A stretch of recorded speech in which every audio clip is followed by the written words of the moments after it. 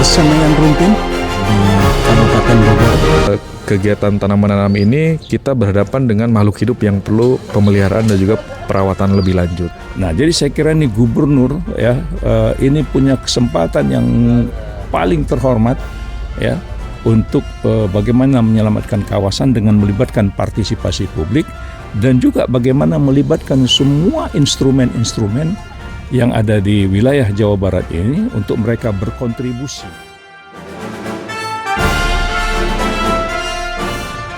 Pemirsa, saat ini saya berada di persemaian rumpin di Kabupaten Bogor, Jawa Barat untuk melihat langsung proses penyiapan bibit-bibit tanaman hutan, terutama untuk merespon program hutan santri dan hutan sekolah yang digagas oleh pembina Mulasara Buana Bapak Dr. M.S. Kaban. Mari ikuti liputannya. Pagi itu, udara di kawasan Rumpin masih basah oleh embun ketika rombongan perkumpulan Mulasara Buana tiba di gerbang pusat persemaian tanaman hutan Rumpin, Kabupaten Bogor, Jawa Barat. Di antara mereka, berjalan dengan langkah mantap, ada sosok yang namanya tak asing di rimba kebijakan kehutanan Indonesia. Dr. Malam Sambat Kaban, mantan Menteri Kehutanan yang kini memilih jalan sunyi tapi gigih, mendidik generasi muda untuk mencintai hutan. Kunjungan ini bukan sekedar silaturahmi biasa. Di baliknya, tersimpan sebuah gagasan besar yang sedang Kaban bangun pelan-pelan. Program Hutan Sekolah, sebuah inisiatif yang mengajak para pelajar dan santri untuk terlibat langsung dalam rehabilitasi hutan. Dari menyemai bibit di bedengan, memindahkannya ke lubang tanam, hingga merawatnya sampai tegak berdiri di tanah. Dalam konsep hutan sekolah yang digagas Kaban, para siswa dan santri tidak sekadar belajar tentang pohon dari buku teks. Mereka diajak masuk ke siklus penuh, mulai dari persemaian, penanaman, hingga pemeliharaan berkala. Pohon yang mereka tanam adalah pohon yang mereka kenal. Mereka yang menanam, mereka pula yang menjaga. Pusat Persemaian Tanaman Hutan Rumpin bukan fasilitas sembarangan. Di bawah naungan Kementerian Kehutanan, kawasan ini menyimpan kapasitas produksi bibit pohon hutan dalam skala besar. Infrastruktur yang selama ini bekerja melayani program-program penghijauan nasional. Bagi Kaban dan Mulasara Buana, tempat ini adalah simpul strategis yang belum sepenuhnya terhubung dengan ekosistem pendidikan lingkungan di tingkat akar rumput. Disinilah letak peluang itu. Bibit yang dihasilkan Rumpin bisa menjadi bahan belajar, sekaligus alat aksi bagi ribuan pelajar dan santri yang tengah dibina oleh Mulasara Buana.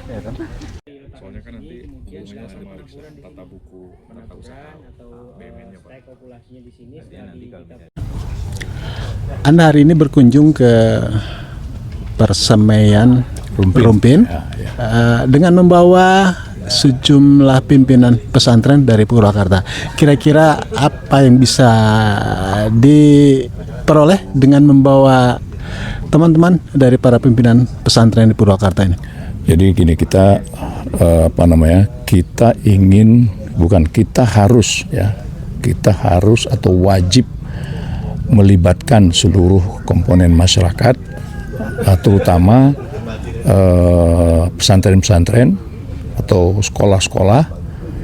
Sekarang ini kita bawa pesantren dari Purwakarta untuk peduli ya, untuk peduli dalam ikhtiar menyelamatkan ya seluruh kawasan-kawasan hutan kita di Jawa Barat ya secara spesifik. Nah, sehingga mereka terdidik ya, mereka teredukasi atau mereka diedukasi dengan sengaja bahwa menanam itu harus dimulai dengan mempersiapkan bibit-bibit dan bagaimana cara menyemaikan, dan kemudian bagaimana cara menanam. Karena bibit yang bagus, proses penanaman yang baik, proses perawatan yang baik akan menghasilkan produksi yang bagus, dan itu akan memberikan manfaat kepada institusinya, bermanfaat untuk juga lingkungan ekologinya, bermanfaat untuk ekonominya, dan juga untuk kesinambungannya. Nah, jadi hari ini kita hadir di sini ya ke Persemaian Rumpin ini, yang saya pikir ini harus betul-betul produktif ya. Jadi kita berharap ya kepada ya Presiden ya untuk memberikan perhatian terhadap pembenihan, pembibitan yang ini sarana sudah cukup ya, Sarannya sudah cukup ya. sarana ini sudah cukup baik karena mereka mampu memproduksi bibit itu sampai 8 juta pohon ya.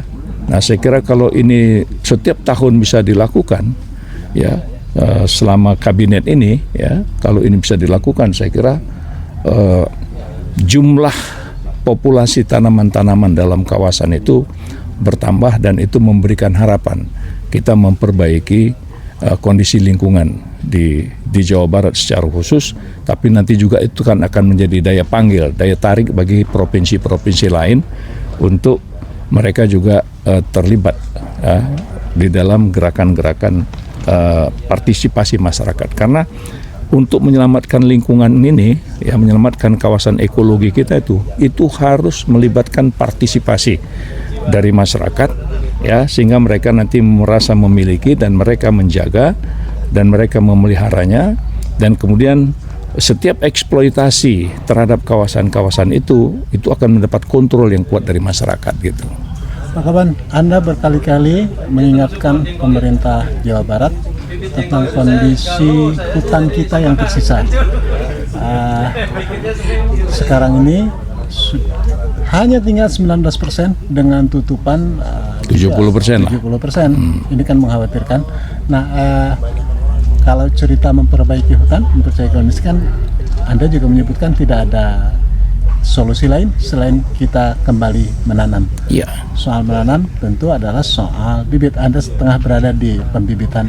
Kira-kira apa yang ingin Anda sampaikan ke Gubernur Kang Deddy Iya, Mulyadi? saya kira gini, ini sebuah perjuangan prestasi ya, sebuah perjuangan prestasi dan meninggalkan sejak sejarah penanaman di Jawa Barat ini, dan saya pikir Gubernur ini perlu ya, sangat perlu merumuskan strategi ya, strategi bagaimana menanam kembali kawasan-kawasan krisis atau kawasan-kawasan kritis di Jawa Barat, terutama kawasan-kawasan lindung, hutan lindungnya, dan dengan spesifik ya. Jadi bisa tanaman-tanaman buah ya, tanaman-tanaman buah yang produktif, yang punya nilai ekonomi, bisa juga tanaman-tanaman buah yang bernuansa Jawa Barat yang sekarang sedang mengalami kelangkaan.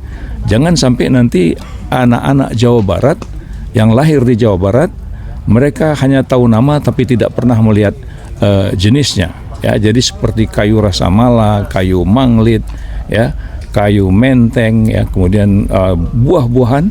Nah, jadi saya kira ini Gubernur ya ini punya kesempatan yang paling terhormat ya untuk bagaimana menyelamatkan kawasan dengan melibatkan partisipasi publik, dan juga bagaimana melibatkan semua instrumen-instrumen yang ada di wilayah Jawa Barat ini untuk mereka berkontribusi ya, berkontribusi untuk menyiapkan bibit-bibit dan bekerja sama dengan pusat persemaian Rumpin ini ya kan.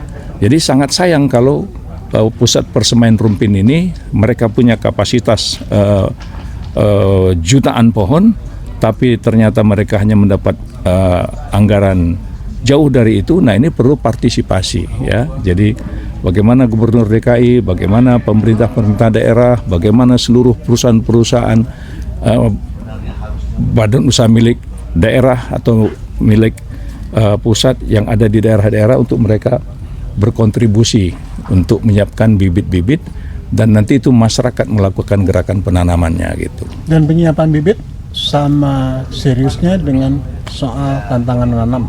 Oh iya, ya. Jadi bibit ada, maka mesti ada semangat untuk menanamnya, ya. Jadi jangan sampai ada bibit tidak ada yang mau tanam. Sebaliknya, Oleh karena itu, mau menanam tak ada bibit. nah, jadi begitu juga bahayanya jika semangat menanam tinggi tapi tidak ada bibit. Ini perlu satu. Jadi alam ini harus kita jaga, dan saya yakin jika Gubernur cepat merumuskan strategi penanaman penyelamatan seluruh kawasan-kawasan kritis yang ada di Jawa Barat dengan gerakan penanaman ini, mudah-mudahan itu sebuah karya yang besar. Daerah yang berpotensi ancaman berubah menjadi daerah yang betul-betul menyelamatkan lingkungan. Baik, makasih Pak Kaban. Yuk, makasih.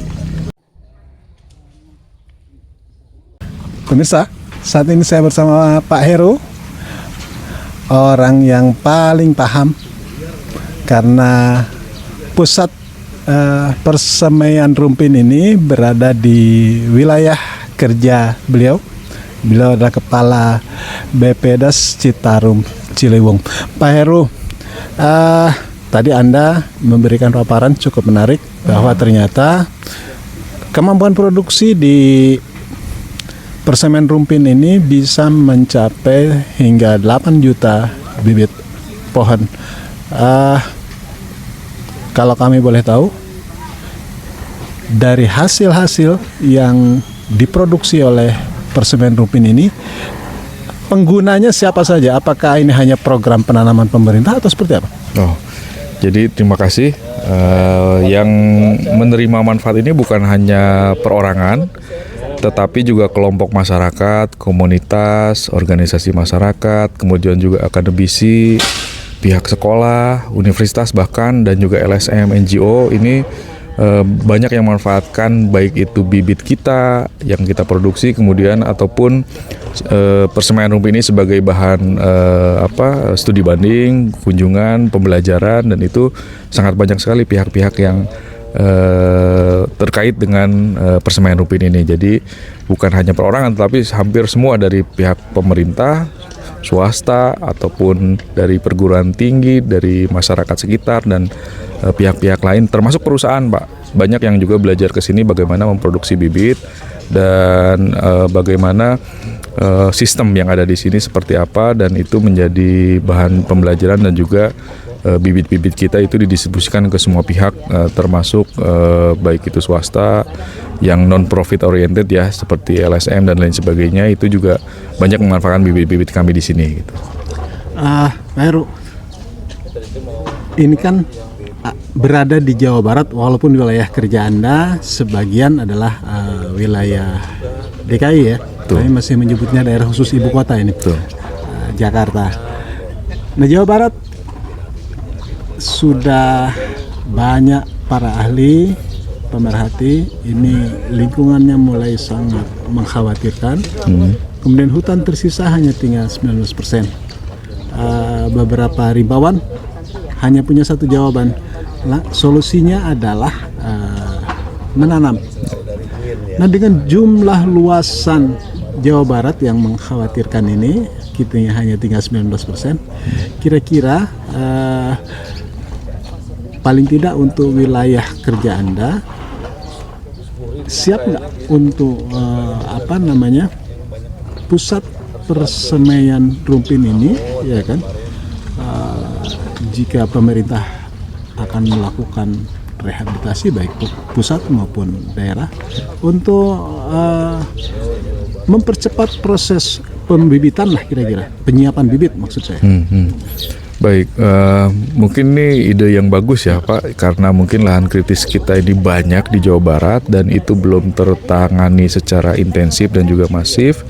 Kita membutuhkan pihak-pihak lain untuk menurunkan lahan kritis yang ada di Jawa Barat, dan pihak-pihak tersebut bisa berkontribusi dan juga memberikan edukasi, baik itu dalam hal produksi bibit ataupun penanaman, dan kami sangat terbuka itu untuk sharing dan membagi pengalaman terkait dengan bagaimana memproduksi bibit dan juga bagaimana membuat tanaman, dan di mana saja lokasi-lokasi yang perlu kita rehabilitasi secara bersama-sama. Dan ini saya pikir bukan hanya tanggung jawab salah satu sektor, tetapi hampir semua sektor yang harus ikut serta dalam hal penanggulangan dan juga pemulihan ekosistem yang sudah mengalami degradasi ini, dan semua stakeholders harus terlibat Pak secara utuh dan juga secara intensif, karena kalau hanya salah satu sektor saja mungkin tidak bisa berjalan dengan baik, dan kita butuh dukungan dari semua pihak. Karena saya pikir kegiatan tanam menanam ini kita berhadapan dengan makhluk hidup yang perlu pemeliharaan dan juga perawatan lebih lanjut supaya bisa memberikan manfaat nanti di kemudian hari. Dan saya pikir ini buat masa depan kita semua, bukan hanya kita yang hidup saat ini, tetapi nanti anak cucu kita di kemudian hari. Itu mungkin Pak. Forest for Life Indonesia, NGO yang juga berisi para rimbawan, tentu senior-senior kita semua, menggagas hutan sekolah bersama Mula Sarabuana, termasuk di dalamnya adalah hutan santri. Baik. Komentar Anda, Pak Heru? Saya pikir ini ide yang bagus Pak, dan itu juga membantu kami dalam mengakselerasi pemulihan lahan kritis dan juga pemulihan ekosistem. Dan ini saya pikir ide yang sangat perlu kami dukung, dan mudah-mudahan dengan kontribusi kami sesuai dengan tusi BPDAS Citarum Ciliwung itu bisa memberikan warna, termasuk dalam hal hal teknis ataupun penguatan kelembagaan dan hal-hal lain yang bersifat teknis sesuai dengan tusi kami. Insya Allah akan kami fasilitasi dan juga kami dukung, karena ini saya pikir ide ini sangat cukup baik karena terkait dengan sekolah-sekolah ini berkaitan dengan generasi mendatang. Jadi perlu ada edukasi dan juga perlu peningkatan awareness dalam hal penyelamatan lingkungan saat ini. Jadi target kita mungkin sasaran yang generasi muda ini yang menjadi nanti akan menerima titipan kita. Jadi bukan warisan, tapi titipan dari kita. Titipan pengelolaan sumber daya alam ini bukan warisan. Jadi kalau warisan mungkin selesai dibagi habis Pak. Tetapi kalau titipan, kita punya tanggung jawab nih sebagai generasi sekarang, bagaimana kita menitipkan sumber daya alam yang ada sekarang untuk generasi yang akan datang. Mungkin itu Pak. Baik, terima kasih Pak Heru. Siap. Selamat untuk terus mengabdi, memperbaiki ekosistem kita, memperbaiki hutan kita. Baik, terima kasih.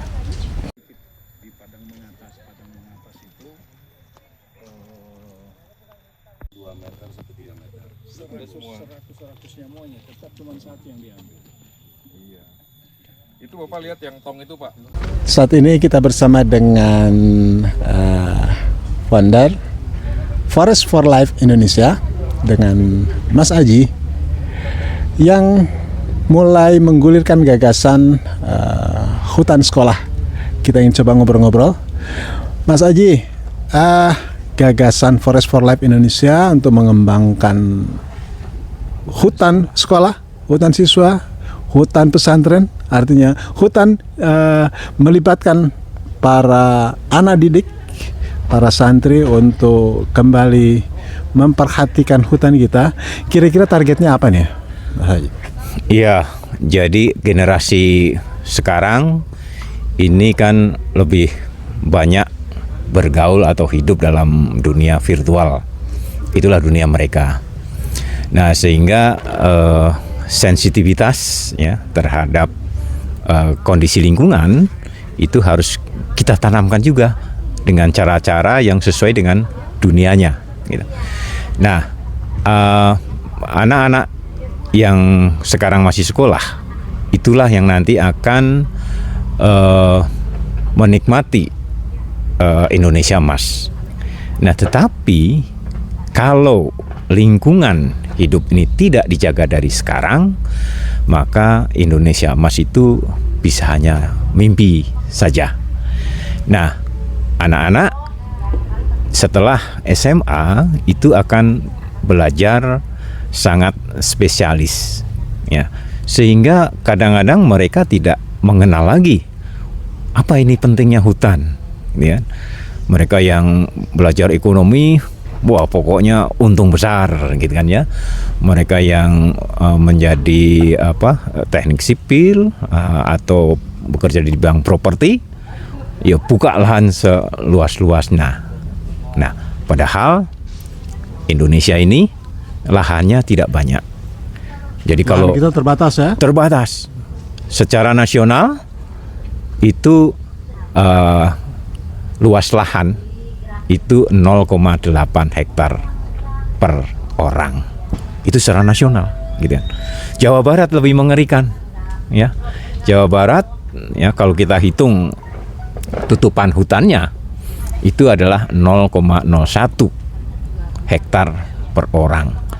Itu kalau dulu kita kenal petani gurem, maka ini adalah kita semua ini adalah menjadi gurem karena hutannya sangat sedikit.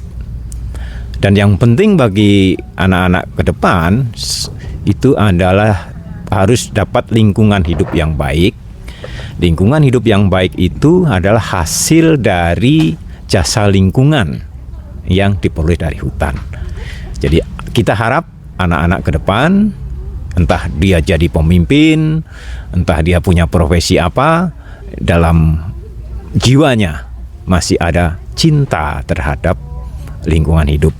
Mas Haji, program hutan sekolah sebenarnya yang ingin dilakukan apakah membangun hutan oleh kelompok-kelompok pelajar, oleh lembaga pendidikan, atau sebenarnya hanya ingin membangun pembelajaran ideologi pentingnya hutan di Indonesia? Iya, kalau saya kira anak sekolah waktunya terbatas, maka harus kita manfaatkan secara maksimal waktu yang tersedia. Jadi yang pertama tentu kita tanamkan kecintaan mereka terhadap lingkungan, pemahaman mereka mengenai fungsi hutan, gitu ya, dalam melindungi kehidupan mereka. Ibaratnya kalau kita punya tentara yang kuat, itu adalah untuk melindungi rakyat.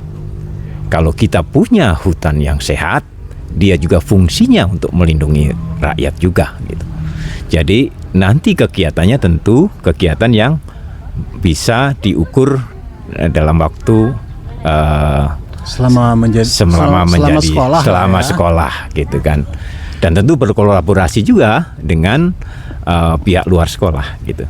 Jadi sederhananya anak-anak itu mengenal membuat bibit, ya, menghidupkan, gitu ya, menyemai bibit, ya, kemudian setelah semai sudah siap ditanam, maka mudah-mudahan pemerintah daerah dan masyarakat bisa mendukung untuk memanfaatkan hasil-hasil pembibitan dari anak-anak ini, gitu. Oke, Mas Haji, selamat dan sukses digulirkannya program hutan sekolah ini oleh Forest for Life Indonesia. Terima kasih.